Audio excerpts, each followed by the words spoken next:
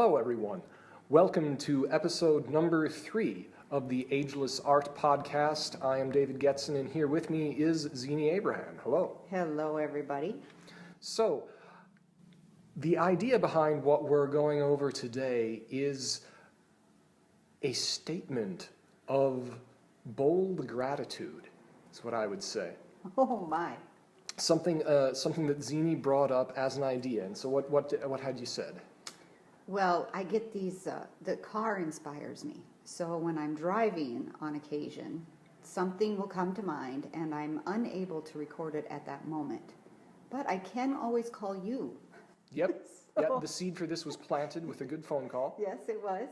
And I do believe that I was thinking of ways to express gratitude, because I believe that gratitude is the most powerful energy in all of the world. And I would like for people to feel as though they can express it more openly. And how thank you feels a little bit empty because we use it so often, or perhaps we don't use it at all. But if we meant something a little bit deeper than thank you, if we just wanted to really express to someone that we sincerely were thankful they were in our lives and they had done a nice thing for us, I like the idea of saying, "You have blessed me." Now, so I'm interested. Do viewers think that this is offensive? Who's blessing you? They did. They blessed you through their good action towards you. So, bless you doesn't necessarily mean bring God's blessing upon you. Mm-hmm. So, I guess I was contemplating, would that be offensive to a general audience? Could I say, "You have blessed me"? Could it be a way of telling someone they have done a nice thing for you and that they really recognize it, and it brings them, I think, into presence a little bit? At this moment, you go, "What did I do?" And then you share love between you, because that's what gratitude is. Gratitude is love. And there is a moment that you've expanded with each other. So that's really what I was after. I think that's a really interesting question to put to it, because there is an implicit challenge in that, and the way you phrased it acknowledges that to say it takes courage and to trust the person that you're saying it to. Exactly. Because if someone's going to worry, someone is going to worry that someone is going to come back at them, and you might worry that they're upset, or you might even worry that they might say something nasty to you. But then it's an act of trust, which is part of the good bit of the cycle of communication there, that you'll say, "You have blessed me, thank you." And part of the fortitude that would take is it might challenge people's assumptions, or it might raise up.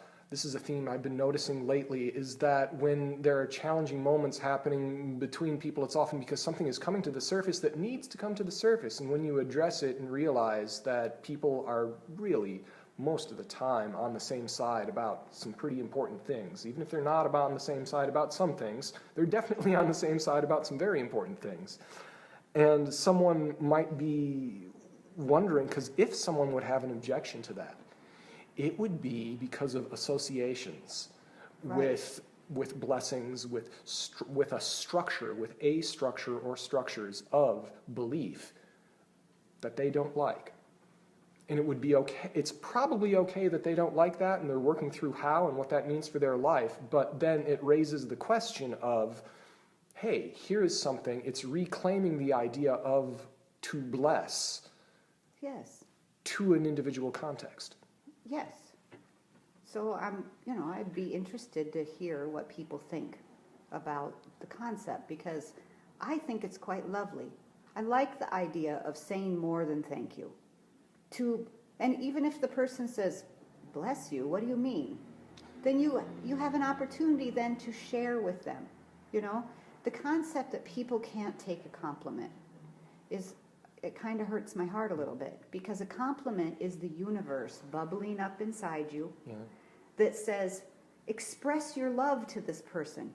Express your love and your whatever it is for their nice shirt or whatever. And the person should accept a compliment on all accounts, even if they don't feel they deserve it. I've noticed that there's a kind of, yes, there's a kind of beautiful reciprocity into giving and then accepting the compliment. And I've noticed that there has been, I don't know, maybe I'm just getting older, but I've noticed that maybe there's an increase in people feeling uncomfortable about receiving the compliments, because in the ability to receive a compliment well, it has to actually be a compliment. And that means it has to be genuine. And people have been habituating themselves to a world where they're not necessarily saying what they mean and not expecting that from other people. And if you habituate the expectation of that type of alienated communication, then it becomes much harder to take a compliment, because you're always self-consciously wondering, ooh, did they mean that?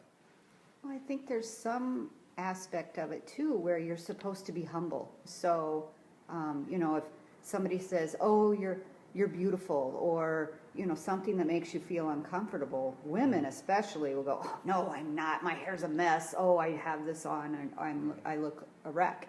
But the compliment came from, if it was sincere. If it's not sincere, well, you can deal with it any way you want, but you better be sure that it's not. Maybe a person just has a level of insincerity about him or her and expresses themselves in that way. But if the compliment truly is, as I suspect, from the heart, from God, source, universe, it's coming up out of them, it's a moment to share. And any time that you share love together, it multiplies. Certainly, so it grows. To cut it off creates a wall that keeps more love coming between the two of you. And this whole society needs far more love. I would agree with that.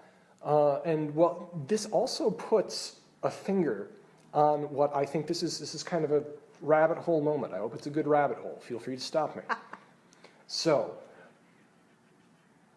if people are not comfortable receiving a compliment, and if they receive it, or especially, like you said, people who don't want to stick out like that, I think that has a lot to do with an anxiousness about hierarchy, and hierarchy in a social sense being a bad thing. And it might be because people are used to the idea of a strict tree-shaped hierarchy, where there's one top and everything is above discrete levels, when really, when you look at the way that the world is complex, it's more accurate to describe it in what's called a semi-lattice.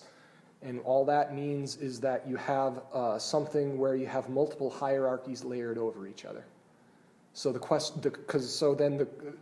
flip this from the female worry about not taking the compliment well to the male worry of, oh yeah, you think you're better than me? It's the other side of the coin. And the answer to the woman is, yes, you look fantastic. And the answer to the man is, yeah, he is better than you in that thing. He's better than you in that thing, and guess what? You're better than him in any number of things. And so if people reframe how multiple hierarchies overlap, then you can celebrate the competence and the ability on different levels in different people. What we really need to do is love unconditionally, so that we're not casting this kind of judgment in our mind when we meet or have an exchange with a person in the first place. So you're not already judging, what are they trying to get from me? What is the purpose of this compliment? What is it? Stop thinking all of that completely. Let's just get rid of all of that and just clear our mind and take this moment as, this person sent me a compliment. It's all it means. That's all there is. And I'm done. That's right. And we've shared love together. Grounding something in love keeps you open to those gifts and those abilities, those competencies that other people have to exchange with everyone. Yes. So I would like to challenge people who maybe have a hard time receiving a compliment to step up to the plate and say thank you. You have blessed me with your words. Well, I think that's a wonderful note to close on. Thank you very much. I look forward to speaking with you and anyone else. And by the way, everyone out there in podcast land, we mean it when we say we're curious about what you think. If you think that saying bless you should be a synonym for Gesundheit, tell us. If you think that it would be great for people to say it, if you have your own way of saying it, and that might be the best thing, let us know. info@agelessart.net. Thank you very much. Thank you.